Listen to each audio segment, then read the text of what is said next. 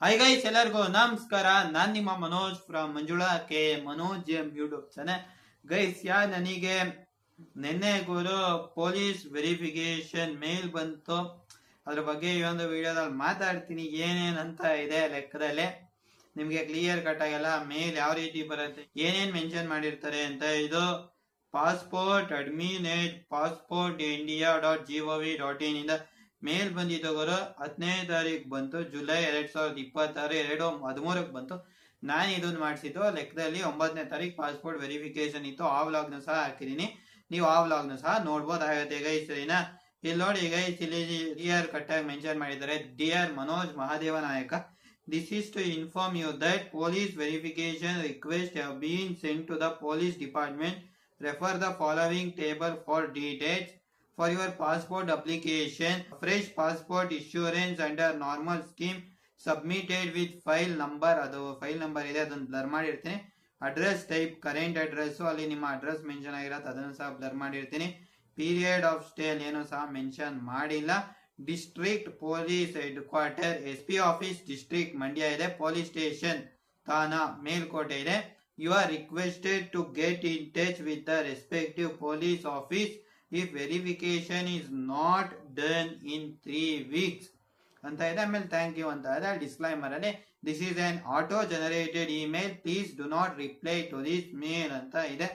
ಸರಿನಾ? ಆಮೇಲೆ this message has been analysed by passport security ಅಂತ ಸಹ ಮೆನ್ಷನ್ ಮಾಡಿದ್ದಾರೆ. ಲೆಕ್ಕದಲ್ಲಿ 3 ವೀಕ್ ಒಳಗಡೆ ಬಂದು ಪೊಲೀಸ್ ಅವರು ವೆರಿಫೈ ಮಾಡ್ಕೋಬೇಕು. ಲೆಕ್ಕದಲ್ಲಿ ಅವ್ರ ಮನೆಗೆ ಬರೋದ್ಕಿಂತ ಮುಂಚೆ ನಮಗೊಂದ್ಸತಿ ಫೋನ್ ಮಾಡಿ ಇನ್ಫಾರ್ಮ್ ಮಾಡಿ, ನಾವು ಬರ್ತಾ ಇದೀವಿ, ನಾಳೆ ಬರೋದಾ, ಎಷ್ಟು ಗಂಟೆಗೆ ಬರ್ತೀವಿ, ನೀವು ಇರ್ತೀರಾ, ಅದನ್ನೆಲ್ಲ ಲೆಕ್ಕದಲ್ಲಿ ರೂಲ್ಸ್ ಪ್ರಕಾರ ಅದೆಲ್ಲ ಕೇಳಬೇಕು.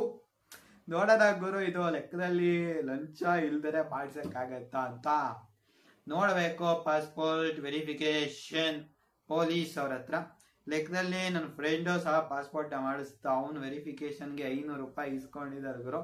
ಲೆಕ್ಕದಲ್ಲಿ ಇನ್ನೊಬ್ರ ಹತ್ರ ನನ್ಗೆ ಗೊತ್ತಿರೋಂಗೆ 200 ರೂಪಾಯಿ ಇಸ್ಕೊಂಡಿದ್ದಾರೆ, ಅವ್ರೊಬ್ರ ಹತ್ರ 600, 700 ಲೆಕ್ಕದಲ್ಲಿ ಗುರು.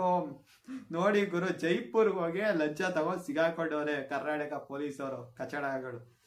3 Bengaluru police person caught for taking bribe in Jaipur. ಇದು ಇಂದು ಇಂದ ರಿಪೋರ್ಟ್ ಆಗಿದೆ, ನ್ಯೂಸ್ ಪೇಪರ್ ಇದೆಯಲ್ಲ ಅವರಿಂದ ಇದಾಗಿರೋದು ಗುರು. 15ನೇ ತಾರೀಕು ರಿಪೋರ್ಟ್ ಮಾಡಿದ್ದಾರೆ ಲೆಕ್ಕದಲ್ಲಿ. ಆಮೇಲೆ ನಿಮ್ಗೆ ಗೊತ್ತಾಗೋರು, ಇದು ಪೊಲೀಸ್ ಅವ್ರಿಗೆ 13 ತಿಂಗಳು ಸಂಬಳ ಕೊಡ್ತಾರೆ. 12 ತಿಂಗಳಲ್ಲ, ಅವ್ರಿಗೆ 13 ತಿಂಗಳು ಸಂಬಳ ಇದೆ.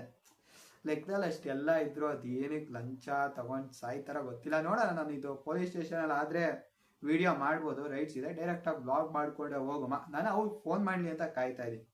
ಅವ್ರು ಫೋನ್ ಮಾಡಿದ್ಮೇಲೆ ಹೋಗೋಣ ಅಂತ ಲೆಕ್ಕದಲ್ಲಿ ನಾನು ಇವಾಗ ಬೇಗ ಹೋಗಿ ಮಾಡಿಸ್ಕೊಂಡು, ನನಗೇನು ಅಂತ ಕೆಲಸ ಏನಿಲ್ಲ.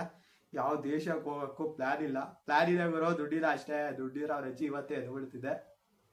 ಒಂದಲ್ಲ ಒಂದಿನ ಎಲ್ಲ ಬರತ್ತೆ ಗುರು. ಲೆಕ್ಕದಲ್ಲಿ ಎಲ್ಲ ಸಿಗತ್ತೆ ಅಷ್ಟೇ. ಈ ಒಂದು ವಿಡಿಯೋನ ನಾನು ಇಲ್ಲಿಗೆ ಎಂಡ್ ಮಾಡ್ತಾ ಇದ್ದೀನಿ. ಈ ಒಂದು ವಿಡಿಯೋ ಇಷ್ಟ ಆದ್ರೆ ಒಂದೇ ಒಂದು ಲೈಕ್ ಮಾಡಿ. ಜೊತೆಗೆ ನೀವಿನ್ನ ನಮ್ಮ ಚಾನಲ್ಗೆ ಸಬ್ಸ್ಕ್ರೈಬ್ ಆಗದವ್ರೆ ದಯವಿಟ್ಟು ಸಬ್ಸ್ಕ್ರೈಬ್ ಆಗಿ. ಜೊತೆಗೆ ಪಕ್ಕದಲ್ಲಿರುವ ಬೆಲ್ ಐಕಾನ್ ಅನ್ನು ಕ್ಲಿಕ್ ಮಾಡಿ. ಗೈಸ್, ಜೈ ಹಿಂದ್, ವಂದೇ ಮಾತರಂ.